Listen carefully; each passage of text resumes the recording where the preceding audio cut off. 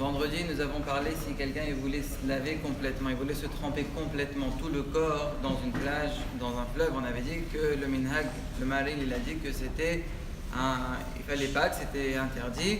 Parce qu'on avait parlé du problème, comment il va faire pour s'essuyer, il risque d'être métaltel l'eau. Maintenant, la question qui se pose, c'est si quelqu'un, il veut pas se tremper tout le corps, il veut se laver par exemple les mains. Est-ce qu'il peut, un Shabbat, se laver les mains dans la mer ou pas? Alors la réponse, elle se trouve dans le Shulchan Aruch, dans Siman Shin Aleph, Saif Mem Tet. Où là-bas le Shulchan Aruch il dit Mutar lirchos yadahu ben-nahar b'Shabbat, ובלבד שלא יוסיעם עם המים שעליהם 400. Ça veut dire, Shulchan Aruch il dit c'est mutar. Tu as le droit de tremper les mains dans le nahar. Tu fais la bracha Netilat Yadayim si par exemple tu veux manger du pain. Bon, c'est un peu compliqué, mais simplement quelqu'un qui a les mains sales par exemple, il n'y a pas de problème. C'est mutar. Et c'est quoi la raison? Quelle différence entre tout le corps aussi, c'est juste les mains? Avec ce qu'on a expliqué vendredi, c'est facile. Toute la raison pourquoi, c'est pas qu'il y a un issour mais c'est un lancement. Le issour c'est que tu vas être métaltel, d'accord? Si tu t'essuies, si tu fais sécher, il n'y a pas de problème.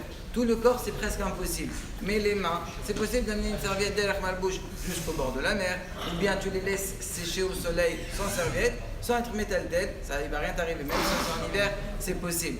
Donc là, il n'y a pas vraiment de problème. C'est pour ça que la halakha, elle est que c'est mutar. Il n'y a même pas de minhag, il pourra le faire sans aucun problème. Bien sûr, il faut qu'il fasse attention de ne pas marcher. D'abord, il fait sécher, après, il continue à faire sa promenade ou il fait ce qu'il voudra. Deuxième halakha, c'est le sarif qui est juste avant dans Shulchan Aruch, dans Sarif Memhed. Le Shulchan Aruch, il parle si jamais quelqu'un, ses habits se sont trempés pendant Shabbat avec de l'eau, est-ce qu'il peut continuer à marcher avec? Ou bien on est roché, peut-être que le fait qu'il a des vêtements complètement trempés, il est sorti total.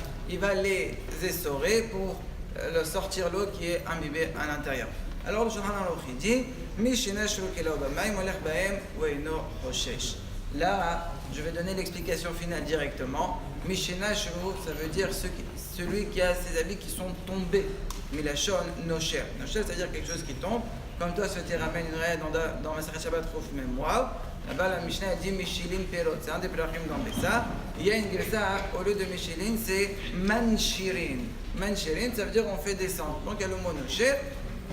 Donc ça veut dire que ses habits sont tombés dans l'eau. Et Chodsheken, s'ils se sont trempés à cause d'une pluie très forte. Après, la Mishnah, et c'est repris par le Shulchan Aruch, on dit on peut Holer Bahem. Il peut continuer à aller. Et la raison c'est quoi? Voilà, il dit il y a un hashash, non? Peut-être qu'il va les essorer. Le Marin Abraham, il est Madgish, il explique dans Siman Shinhe. Il dit parce qu'en fait, un habit, quand il est mouillé, il est encore là où il est le Visha. Donc s'il est sur toi, c'est évident que c'est mutar. Le hidouche, il est que même si maintenant tu l'as enlevé, tu as envie de le remettre parce que tu n'as pas d'autre habit, même s'il est encore humide, là, la règle est que c'est mutar. J'ai précisé s'il n'en a pas d'autres, parce que s'il en a d'autres, pourquoi il ferait ça? Pourquoi il rentrerait dans un petit hashash? Il met d'autres vêtements qui sont complètement secs. Mais s'il n'a que ça, c'est mutar. Maintenant, c'est vrai que le Kaf HaChaim dans Ot Resh Nun Dalet, il fait remarquer que Rashi, il n'a pas donné cette explication dans Masechet Shabbat d'Av Samir Hi. Parce qu'il y a deux fois où on parle de ce sujet dans Shabbat.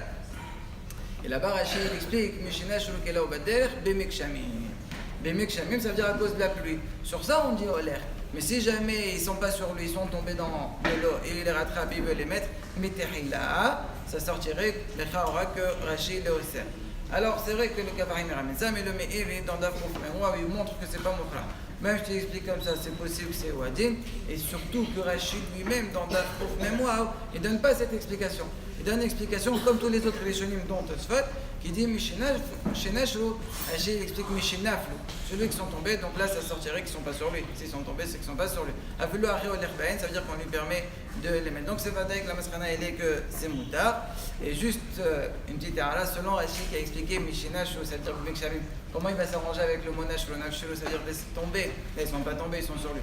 C'est possible que là-bas, Rachid dira Mishinishero. Mishinishero, ça veut dire qu'ils se sont trempés, donc ça sortirait avec les mekshamim. Mais de toute façon, la masrana, elle est que c'est mutar.